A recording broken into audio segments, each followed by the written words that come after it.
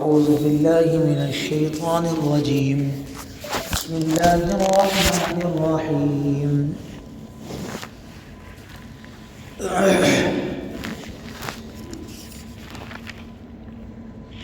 الذين يؤمنون بالغيب ويقيمون الصلاة ومما رزقناهم ينفقون.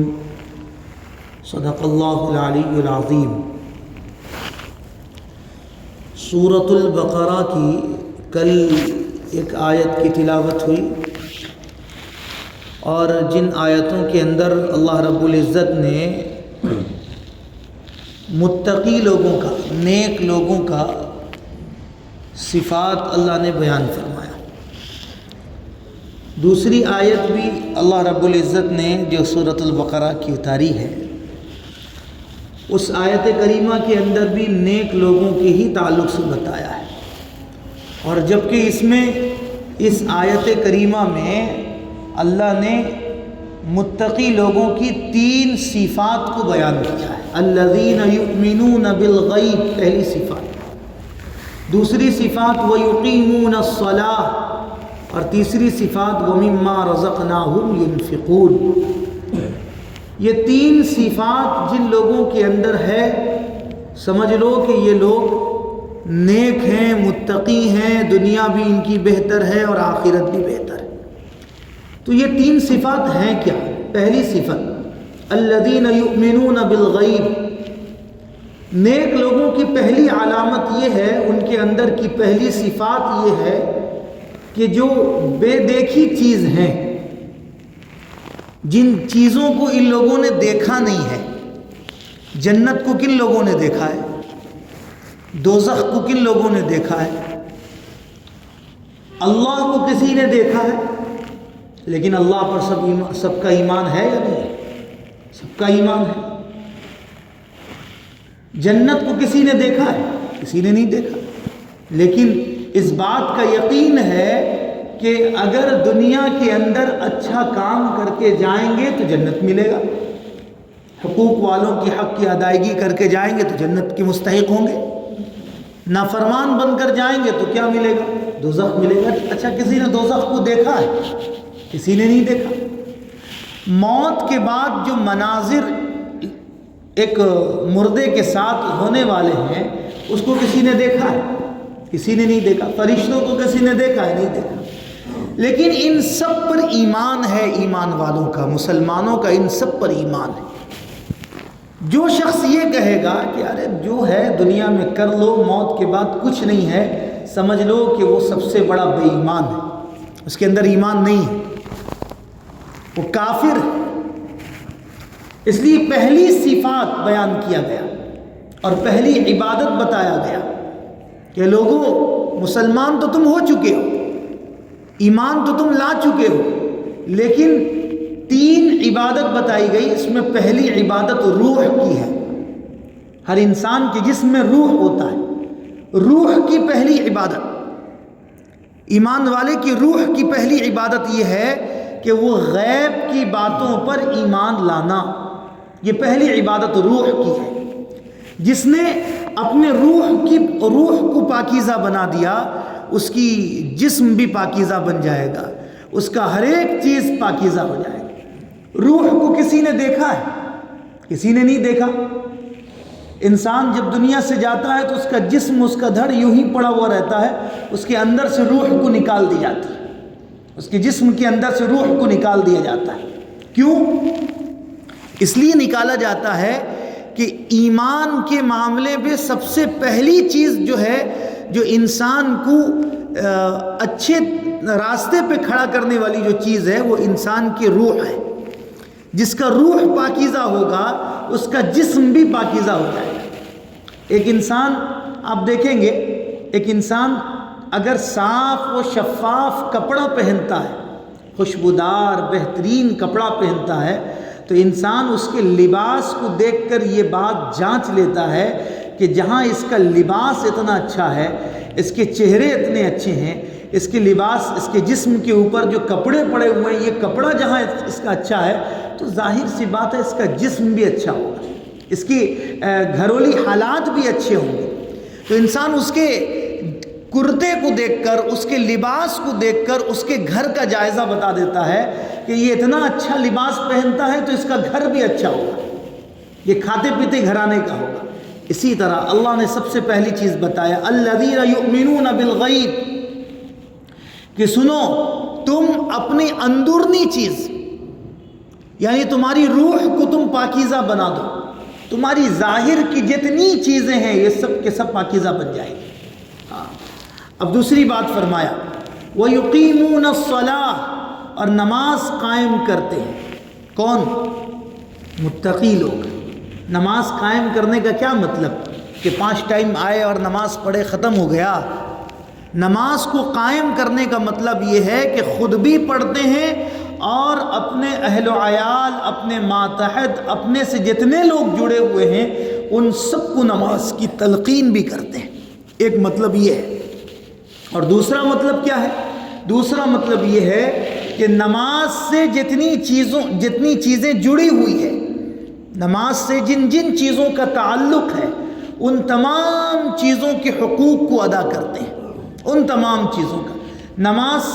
نماز میں سب سے پہلا تعلق آنکھوں کا ہے کہ بھئی آپ اگر نماز میں کھڑے ہیں تو نماز میں کھڑے ہو کر آپ آنکھوں کا غلط استعمال نہیں کر سکتے، اپنے داہنے طرف پلٹ کر دیکھ نہیں سکتے، بائیں طرف پلٹ کر دیکھ نہیں سکتے، صرف سجدے کی جگہ میں دیکھیں گے، اپنے سامنے کی جگہ پہ دیکھیں گے، یہ سب سے پہلا کام ہے۔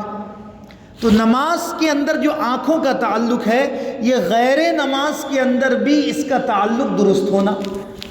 جیسا نماز کے اندر میں اپنے آنکھوں کی حفاظت کر رہا ہوں، اسی طرح غیر نماز کے اندر بھی اپنے آنکھوں کی حفاظت کرنا گویا کہ یہ نماز کو قائم کرنے کے برابر ہے۔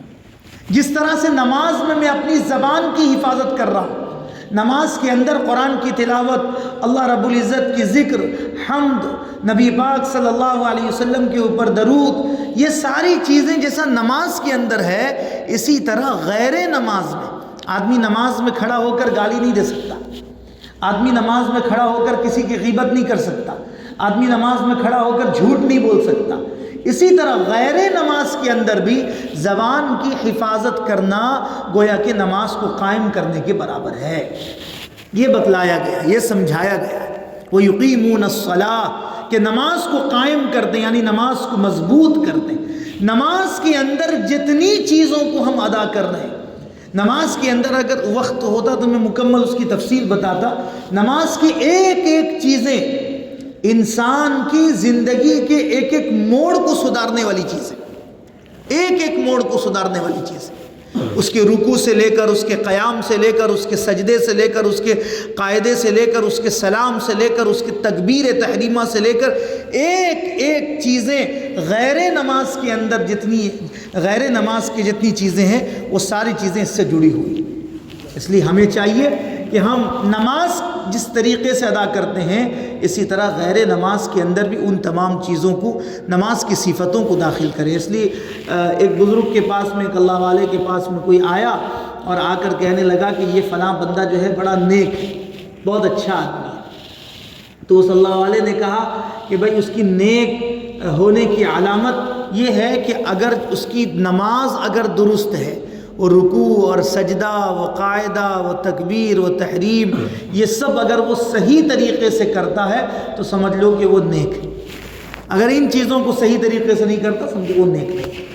وَيُقِيمُونَ الصَّلَاةَ، کہ نماز کو قائم کرتے ہیں۔ اور تیسری چیز فرمایا وَمِمَّا رَزَقْنَاهُمْ يُنْفِقُونَ، اور جو کچھ ہم نے انہیں دیا ہے اس میں سے اللہ کی خوشنودی کے کاموں میں خرچ کرتے ہیں، اللہ کی رضا کے لیے۔